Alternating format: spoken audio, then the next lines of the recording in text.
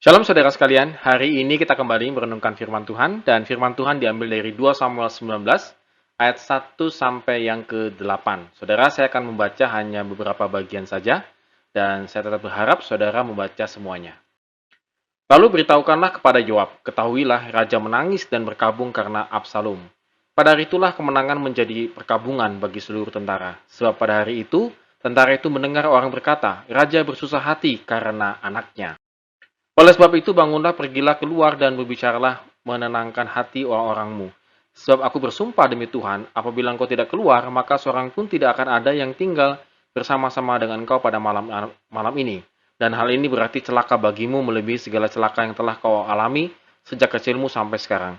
Lalu bangunlah raja dan duduk di pintu gerbang, maka diberitahukanlah kepada seluruh rakyat demikian. Ketahuilah, raja duduk di pintu gerbang. Kemudian datanglah seluruh rakyat itu menghadap raja. Adapun orang Israel sudah melarikan diri masing-masing ke kemahnya. Saudara, walaupun bagaimanapun Absalom adalah tetap anak daripada Daud dan dia benar-benar berkabung. Bahkan dia mengatakan raja menyelubungi mukanya. Cara yang biasa dipakai untuk mengungkapkan kesedihan.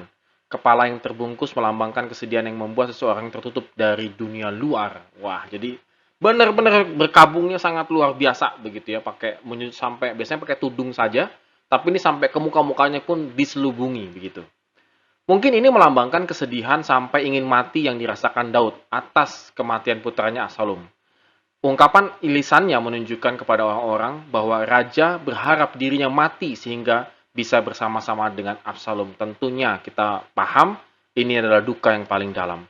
Dalam beberapa hal, kepala Daud akan yang terselubung melambangkan kain kafan pada pemakaman Absalom. Jadi memang kadang-kadang dipakai juga eh, yang dipakai untuk menutupi mukanya gitu, tudungnya itu adalah kain kafan. Ini melambangkan eh, akan kematian daripada Absalom dan juga ingin kematian daripada dirinya sendiri.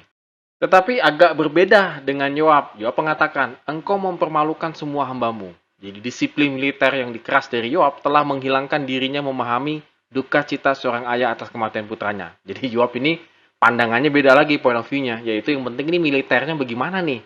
Kamu boleh berkabung, tapi ini jangan sampai segini-segini amat begitu ya, karena ini sangat penting untuk gerakan selanjutnya. Dia mendesak sang raja untuk menyembunyikan perasaannya demi situasi politik. Wah, ini agak susah ya. Yoab takut terhadap reaksi rakyat ketika menyaksikan perasaan Daud alasan kematian putranya Absalom. Jadi mungkin rakyat begini, lah ini sudah berjuang mati-matian, kok Daud kok malah jadi sedih. Seharusnya kan senang karena sudah mengalahkan pemberontak begitu. Tapi kalau Daudnya sedih kan seolah-olah ini sebenarnya Daud itu mau nggak sih dimenangkan, atau Daud ini tuh rela nggak sih kita berjuang mati-matian, atau jangan-jangan nggak rela. Nah, ini yang ditakutkan oleh Absalom. Situasi politiknya takut berubah. Bahkan rakyat bisa juga malah menjadi tidak mengikuti Daud lagi. Maka Yoab memberikan saran kepada Daud, berbicaralah menenangkan hati orang-orangmu. Artinya, berbicaralah dengan menyentuh hati, berbicaralah dengan ramah, memberikan semangat kepada mereka, dan redakan ketidakpuasan mereka. Ungkapan ini seringkali juga dipakai dalam perjanjian lama.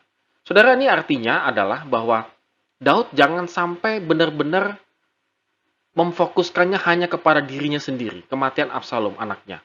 Sebab di sampingnya itu ada orang yang telah berjuang dengan bersusah payah, yang mau memberikan hati, pikiran, bahkan juga nyawanya kepada Daud. Bisa kebayang, kalau Daud hanya berfokus kepada dirinya sendiri, akhirnya mengabaikan perjuangan orang yang selama ini di sampingnya, maka orang-orang yang di sampingnya, orang yang bersama dengan dia, bisa berbalik menyerang Daud.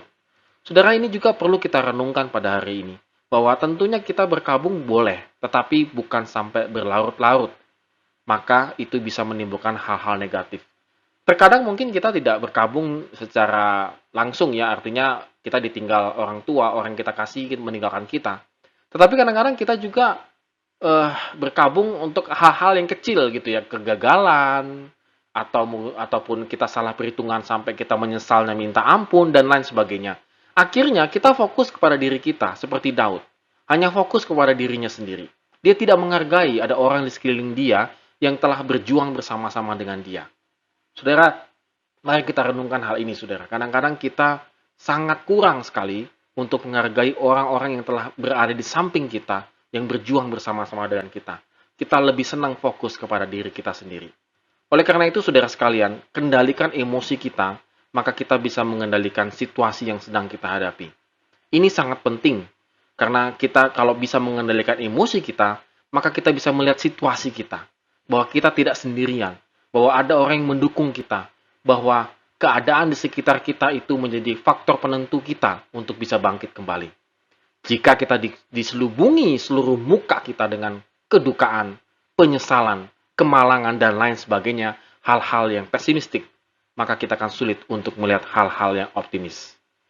Mari kita renungkan firman Tuhan pada hari ini. Amin. Tuhan Yesus memberkati kita semua.